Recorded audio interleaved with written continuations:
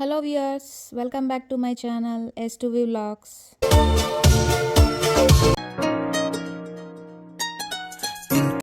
ఈరోజు 250 గ్రామ్స్ వంకాయలతో గుత్తి వంకాయ కూర ఎలా చేయాలో చేసి చూపిస్తాను. దీనికోసం 250 ఒక 1/4 kg అన్న వంకాయలు తీసుకొని ఇలా పైన కట్ చేసేసి అండ్ 4 times స్ప్లిట్ చేసి ఇలా సాల్ట్ వాటర్ వేసి ఒక 5 minutes నానబెడుతున్నాను. దీనికోసం ఒక మీడియం సైజ్ ఆనియన్ పొడుగ్గా తరుక్కున్నాను, కొంచెం కరివేపాకు అండ్ పెద్దవైతే 2, చిన్నవైతే 3 టమాటాలు చిన్నగా తరిగి పక్కన పెట్టుకున్నాను. దీనికోసం ఫస్ట్ మసాలా ప్రిపేర్ చేసుకుందాం. మసాలా కోసం ఫస్ట్ ఒక ప్యాన్ పెట్టుకొని ఒక 3/4 స్పూన్ నల్ల నువ్వులు తీసుకొని డ్రై రోస్ట్ చేసుకోండి. డ్రై రోస్ట్ చేసుకొని లైట్గా ఒక మిక్సీ జార్లోకి వేసుకున్నాను. తర్వాత ఒక 3/4 స్పూన్ గసాలు కూడా డ్రై రోస్ట్ చేసి జార్లోకి యాడ్ చేసుకోండి. తర్వాత ఇదే జార్లోకి ఒక 1.5 ఇంచ్ ఎండు కొబ్బరి తీసుకొని చిన్న పీసెస్గా కట్ చేసి వేసుకోండి.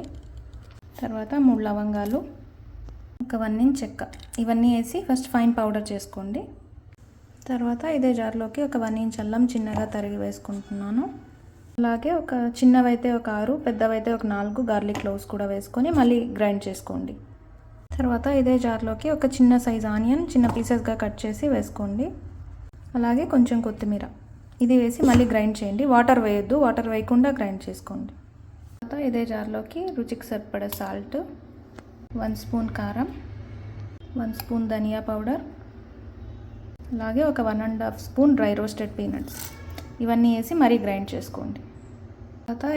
తర్వాత ఇదే జార్లోకి ఒక 1/4 స్పూన్ పసుపు, కొంచెం చింతపండు, కొన్ని వాటర్ వేసి ఫైన్ పేస్ట్ అయ్యేలాగా గ్రైండ్ చేసుకోండి. తర్వాత ఒక ప్యాన్ పెట్టుకొని హీట్ అయ్యాక ఒక 3 to 4 స్పూన్స్ ఆఫ్ ఆయిల్ వేసుకోండి. ఆయిల్ హీట్ అయ్యాక మనం నానబెట్టుకున్న వంకాయలు దీంట్లోకి వేసుకొని లైట్గా ఫ్రై చేసుకోండి.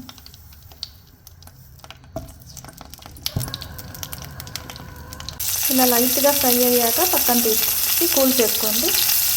ఇదే ప్యాన్లోకి మనం తరిగి పెట్టుకున్న ఆనియన్ కరివేపాకు వేసి బాగా ఫ్రై చేసుకోండి.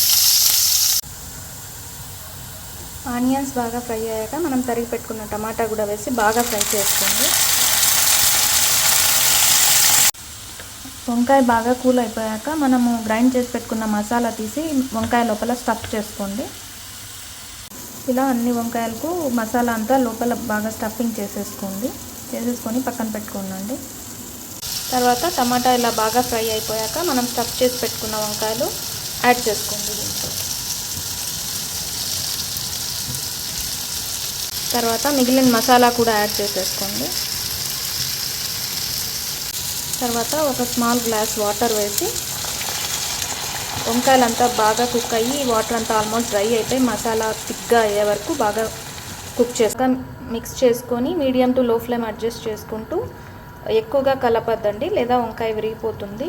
సో మీడియం టు అడుగంటినప్పుడు మాత్రం జస్ట్ అలా రివర్స్ చేసి వంకాయల్ని మూత పెట్టుకొని ఈ మసాలా అంతా ఆల్మోస్ట్ డ్రై అయ్యే వరకు కుక్ చేసుకోండి.